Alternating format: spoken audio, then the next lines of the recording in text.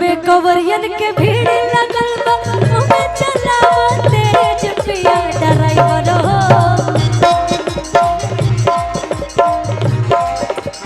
क्या बात कि रोड में कवरियन के भीड़ लगल बा हमें चलाओ तेज पिया ड्राइवर हो आधा का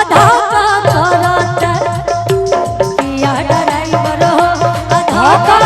करत करे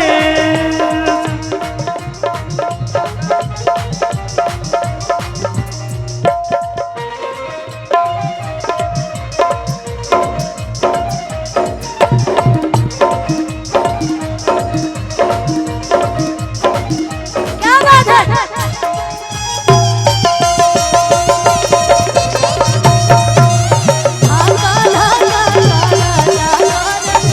अच्छा रुक एगो बड़ी अच्छा गीत हमारा आइल बा अनुराग भैया भेजले रही हमरा के गाँव के कहाँ है अनुराग भैया हेनियो से फरमाइश होता कि ए जी में हरि के कहल एगो काम करी ना जब भी देवघर जाए के होला तो औरत जिदिया जले कि रउआ जात रही तो हमहू जाइब साथे सबकर मन होला कि बाबा के दरबार में घूमे आ बाबा बैजूनाथ जी के धाम चलना कि झमकावत चलब गेरुआ साड़ी लाई द कि झमकावत चलब गेरुआ साड़ी लाई द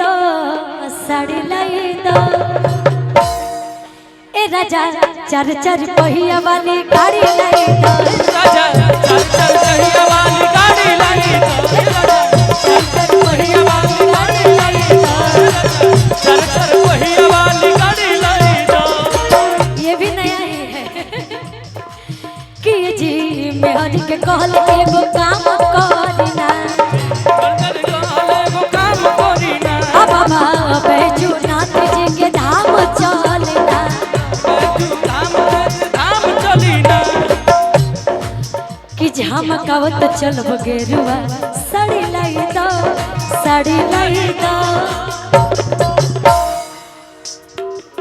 ए राजा चार चार पहिया वाली गाड़ी लाई राजा चल चल कहिया वाली गाड़ी लाई राजा चल चल कहिया वाली गाड़ी लाई चल चल कहिया वाली गाड़ी लाई क्या बात है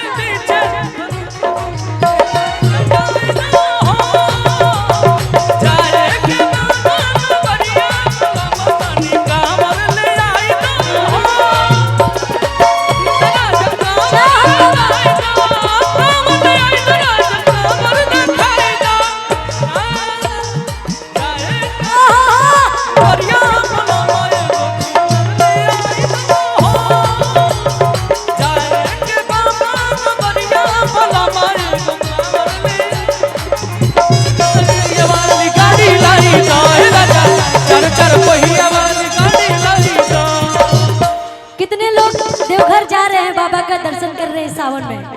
कितने लोग जा रहे हैं हमारे विजय भैया प्रमोद भैया के मित्र भैया की तरफ से बहुत सारा प्यार जितने भी लोग जा रहे हैं देवघर बाबा के दरबार में और जितने लोग अपने परिवार के साथ जा रहे हैं उनके परिवार चाहते हैं कि सब लोग साथ में जाए बाबा का दर्शन करने तो मालिक तू पहिया में तो सभी आई ना ऐसे कहा तर कि तनी चार पहिया के व्यवस्था करे कि सभी परिवार एक साथ दर्शन का हो ए राजा चार चार पहिया वाले गाड़ी लाई राजा चल चल कहिया वाली गाड़ी लाई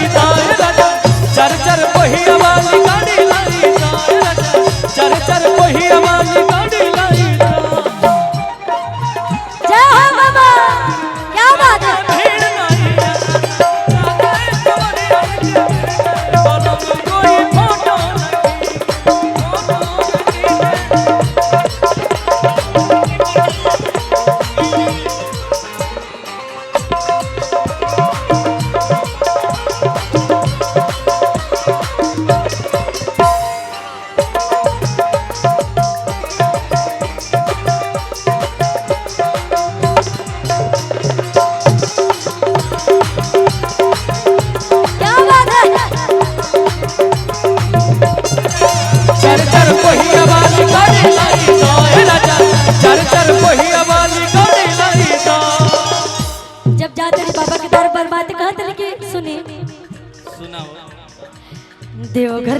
के पिया बाटे बड़ी मनवा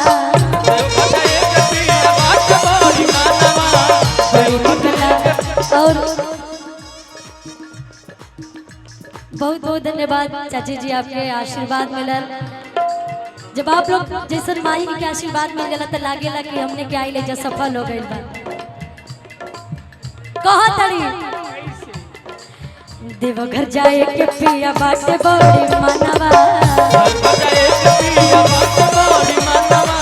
बड़ी निक लागेला बाबा के भवनवा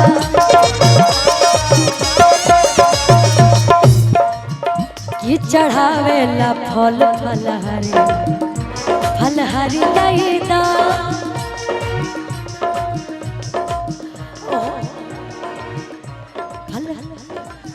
ओ चढ़ावेला फल फलहरी लईदा ए राजा चर चर पहिया वाली गाड़ी लईदा ए राजा चर चर पहिया वाली गाड़ी लईदा ए राजा चर चर पहिया वाली गाड़ी लईदा ए राजा चर चर पहिया वाली गाड़ी लईदा। और नहीं देखिए यहाँ पे भक्तजन आए हैं और औरत से मान ली वादा करके अगर बाबा के दरबार में ना ले जाइए तो एगो लाइन हमरा याद आ गई कि तुम तो धोखेबाज हो वादा करके भूल जाते हो तुम तो धोखेबाज हो वादा करके भूल जाते हो। रोज रोज तुम जो सनम ऐसे करोगे रोज रोज तुम जो सनम ऐसे करोगे हाथ रूठ जाएंगे तो हाथ मलोगे। तुम तो धोखेबाज हो वादा करके भूल जाती हो तुम तो धोखेबाज हो वादा करके भूल जाती हो। चर चर पहिया वाली गाड़ी लाई दो ए राजा चर चर पहिया वाली गाड़ी लाई दो। अच्छा एजा भागलपुर देवरिया उत्तर प्रदेश के बहुत सारे जगह के लोग आइल हो एजा और जब बाबा दामाद में जाला तो तमाम तरह के बम लोग मिले ला लोग, लेकिन जब जाला रहता एगो अलगे आनंद होला सावन के। जब सावन आवेला त अलगे